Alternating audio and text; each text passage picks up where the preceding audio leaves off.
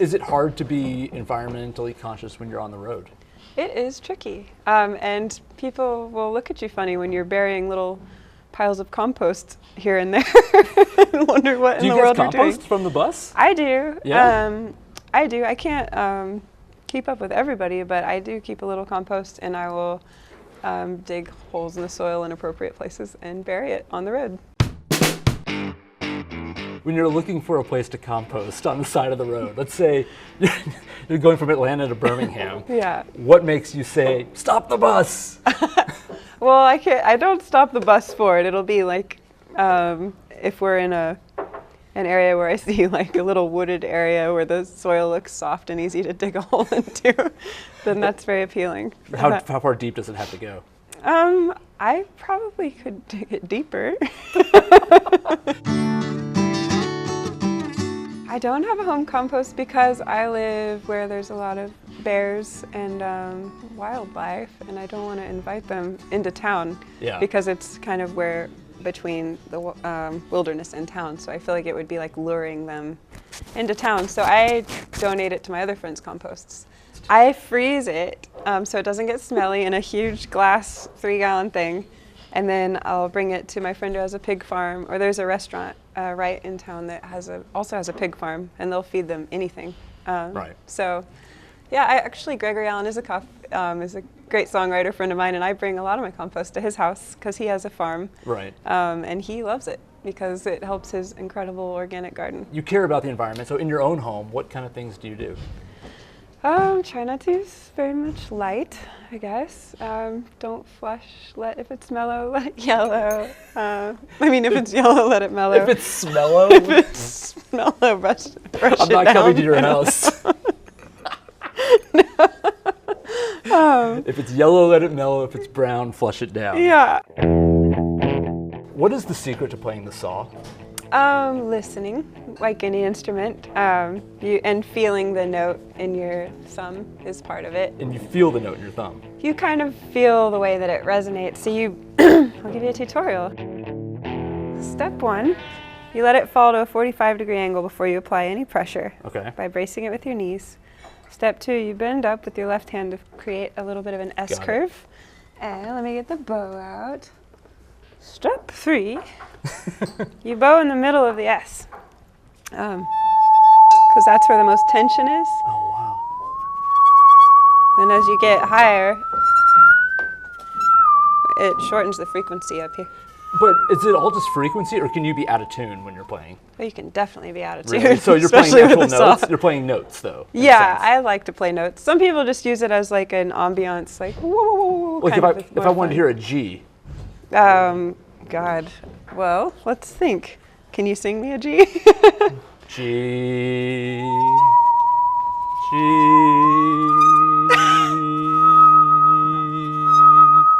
What song is in G? See. Okay, so we just did that. We did that in G. Scale, yeah. Could you play an actual song on that? Like that's something that would be recognizable? Yeah. Like if you wanted to play a Tom Petty song, let's say. Oh gosh. Okay. How's it? Let's think of a good one. You love.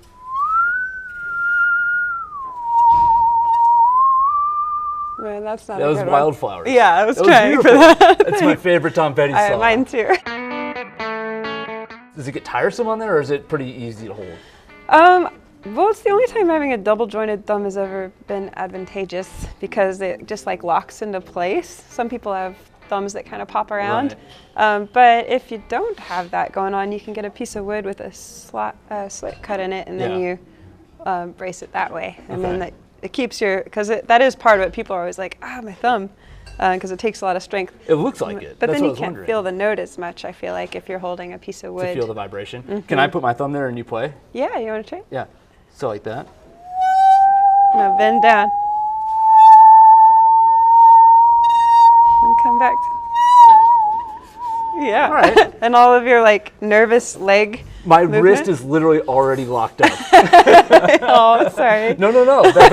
That proves the point that this is not some simple thing. That you gotta put some work into it. Yeah. You gotta put work in. I guess when I was 18 or 19, I started my own little like physical therapy sessions, and then that kind of branched into yoga, and now it's yoga. You designed these physical therapy sessions yourself? No, I went to the Indian hospital in Tahlequah because I was a gymnast, and my naviculars in my ankles kind of collapsed from doing backflips on hard surfaces, really, mostly, like just over time.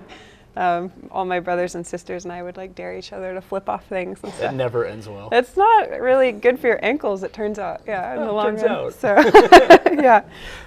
Okay, so you went to the Indian hospital and they're like, look, we got to make some changes here. Well, basically, they didn't even suggest physical therapy at first. They said, we can re-break the bone and stick a metal pin in it, which didn't sound like fun. No. We can take a tendon from your lower back and sew it from the bottom and wrap it around and attach it to the top, which also didn't sound like fun. Also not fun. And if none of those works, we might fuse all of your metatarsals together to the navicular in that area, and then you'd have kind of a club foot. What was option D? So I just said, can I try physical therapy? Can you refer me down to the physical therapist? And they're like, sure. But they didn't offer it as an option. I'm glad I asked, because my ankles are doing pretty great now, and it kind of has gotten me into just getting into a morning routine every morning because of it. The stretching and all of that. Mm-hmm. Wow. What was your best gymnast apparatus? The floor. The floor exercise, the tumbling. The tumbling is my favorite, yeah. Yeah. Do you watch the Olympics? Do you still get into it? I only like watching gymnastics pretty much on the Okay, Olympics, I didn't know if you had some sort of like, you would have a visceral reaction to your ankles watching them do this. Oh, no. I mean, I just actually did a backflip last week. So I still try to do it every once in a while. Yeah. I didn't do a flip. I did a back handspring. But yeah, I love watching it. It's like, I just think it's amazing what we can do. We're funny little creatures. I like this one. This can be kind of fun. What's the worst purchase you've ever made? The worst purchase. Where do you get these questions? You're cute. Let me see here. Maybe like a bad pair of high heels or something from a thrift store. That like once. Secondhand high heels? Yeah, and then they become like the one nice pair of shoes you brought on the road, and then you end up wearing them, and then I got that ankle thing, it's no good. Yes. All right, well, this one should be easier. There should be a definitive answer to it, which is, what was your first car, and what is your dream car? Oh, my first car was a Honda CRX. Yeah. They got 40 miles to the gallon. It was a good little car, and I drove it everywhere. What became of it?